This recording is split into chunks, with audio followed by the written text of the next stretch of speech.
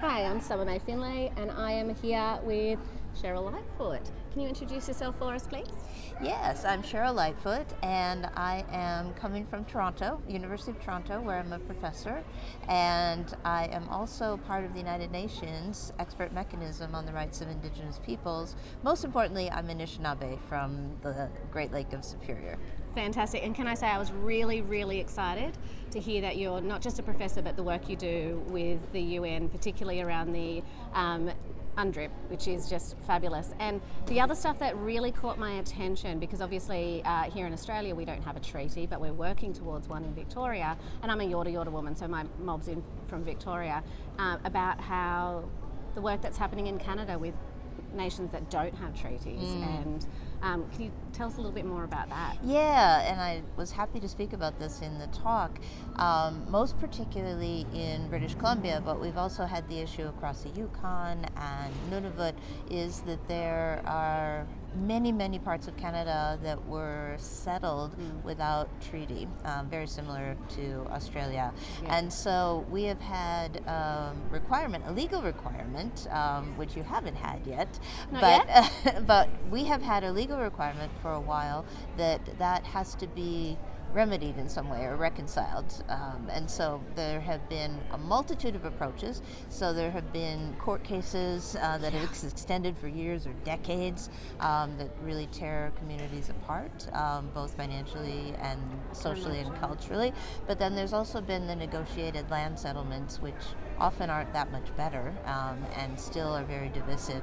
There have been a few means recently, and we've been seeing movements in British Columbia to negotiate a jurisdictional question into the conversation rather than pulling land title out of the conversation. So it's been quite revolutionary, very experimental, but very hopeful for us. And that was the bit that excited me, because I think court cases and all that other stuff is exhausting for people, communities, and there's a power imbalance there when you're negotiating with government. So can you tell us a little bit about this new approach? It is brand new.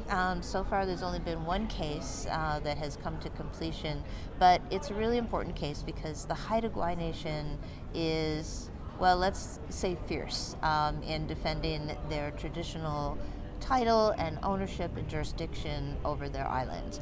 And so they felt very strongly, obviously, that these should be retained, not negotiated away.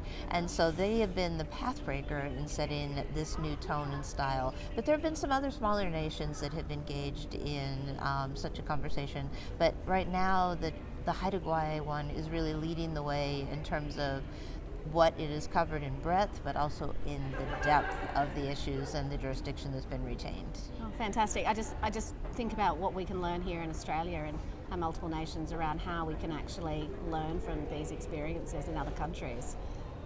The other thing that was really interesting, and you alluded to it, but obviously the fact that working within the space of the UNDRIP has not been linear. We've seen some countries, New Zealand was one of the ones that you mentioned, and we've got a number of our Māori colleagues here. But can you talk to us a little bit about some of the successes you've had around engaging with countries in the UNDRIP, and maybe what governments need to learn about what other governments are doing? Yeah, none of these things are linear, unfortunately. Oftentimes it's two steps forward. You hope only one step back. When it takes a step back, sometimes it's worse. So we, as the expert mechanism, were involved in the New Zealand work on the UN Declaration. So there was a country visit in 2019 to provide some guidance on how to do a national action plan to implement the declaration. Unfortunately, as we all know, that kind of turned to dust, and with the new government, there's not any forward motion on that. But we've had a couple of good success stories in our country engagement work. We did a successful repatriation of a very sacred item from the Yaqui people that was found in the Swedish National Museum. And so that was a country engagement that worked not only to return that item to the Yaqui people, but also to make some progress on international standards for sacred items and repatriation. And then there's another case, which I very much hope gets resolved today in wow. Finland. So we started our very first country engagement as MREP was 2018 with the Sami people of Finland and Finland about the Sami Parliament Act, which was defining who was Sami for terms of the electoral roll. And this has been in negotiation in Finland ever since, and it's very possible that this afternoon is the vote in the Finnish parliament. So 24 hours from now, I would love to tell you we had another success story. We might have to circle back. We might have to. It's a very exciting day. And then there are a whole bunch of other pieces of work that are in some state of progress. But again, we keep checking in with these countries every year or so to find out what their progress is, try to push them along towards implementation. And even in my own country, Canada, where I would say the last 5-10 years we've made great strides and progress on implementing the declaration, it's not linear. So now we have new challenges that are geopolitical, that are economic, and we have a new government, so we have to start the conversation all over again because we have new people in those roles, and explain that even in urgent situations, even with tariffs looming, even with threats of annexation, we still have responsibility to Indigenous people's rights. Absolutely. Can I say I'm really impressed that the work that you're doing at the national and global level for Indigenous peoples. I mean, having these conversations is tough, even just working with the Department of Health, where you get people cycling in and out every 2 years that don't necessarily have the expertise. You must have an insane amount of patience. An insane amount of patience. These projects are generally long-term, and you have to keep with people and be tenacious and, be willing to hang in there as the forces ebb and flow.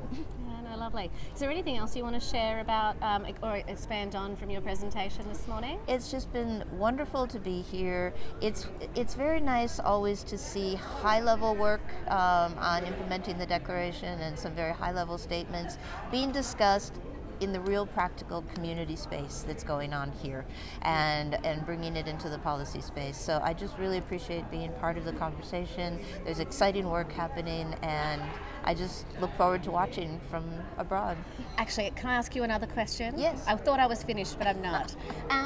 Speaking of, the work that's happening, I was listening to your presentation about the, human right to health and how it's in the UNDRIP, but we're having the conversations at the moment around the declaration on NCDs, and yet Indigenous peoples have never been included in documents like this. Yes. And how do we advocate? What do we need to be doing to be able to get member states to recognise that if they don't include us in these documents, then we're going to continue seeing the unnecessary burden of NCDs placed on our communities? Yeah, it's a challenge. I mean, wherever we go, we have to keep advocating.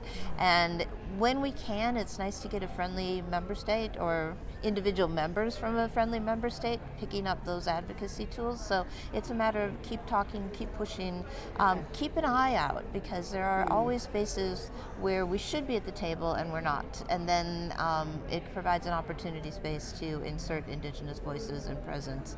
But it's exhausting. Yeah, I mean, yes, I know. I've been advocating specifically around the inclusion of Indigenous people since 2018 in that document, and we're not getting any traction. I've just seen the latest, the zero draft, and it's obviously now up to the member states, so we are going to have to engage, and I'm hoping to speak to some of our other presenters here that might be able to advocate for that, but Yeah, build the biggest advocacy group that you can and find as many allies as you can to bring forward the consistent message. Yeah, it's amazing. Thank you so much. Thank you. Can you forgive me? Did you want to say anything about Canada at the moment? And sorry, yes. I was going to ask you about Canada at the moment, because you were talking about the fact that obviously you've got a Liberal government in again, but it's a different Liberal government. It's a different Liberal government, and it's a different time. And so this Liberal government was elected in a geopolitical crisis, and so it's a very polite way of putting it. Yes, well, it's a difficult time, and we all feel that in Canada. And so First Nations people and Indigenous people, so also Inuit and Métis, we don't want to get in the way of development. We want to be part of development, but we need to be at the tables and not only helping make decisions about where projects will go and where they won't go, but also be part of the decision on the legislation that instructs where the development projects, because fast track won't be fast track if it gets in the way of Indigenous people's rights. No, and we talked about the fact that, you know, here in Australia we've advocated for a voice. I mean, and that was around having a voice in legislation and policy and development. And I assume, you know, in Canada, First Nations people, Inuit and Métis would want something similar to be. Well, we don't have a voice like was planned here, but we do have a system of norms and expectations that the large national Indigenous organizations will be part of the conversation. So I'm really hoping that isn't breaking down. It would be an absolute shame if it did not. Imagine that things will start going backwards, or at least stall at best case scenario. Back to the advocacy piece. Yep. Yeah. Isn't that just what we do? And insisting that we're part of the conversation. So I've been hearing from National Chief and the other leaders from the Indigenous organizations that they want to be at the G7 that's happening right now. Yeah. They want to be at the table. They expect to be at the table. That we are at that point of maturity in Indigenous state relations in Canada where that should be an expectation, and they shouldn't be having to knock on the door. No, yes, absolutely. Thank you. Thanks.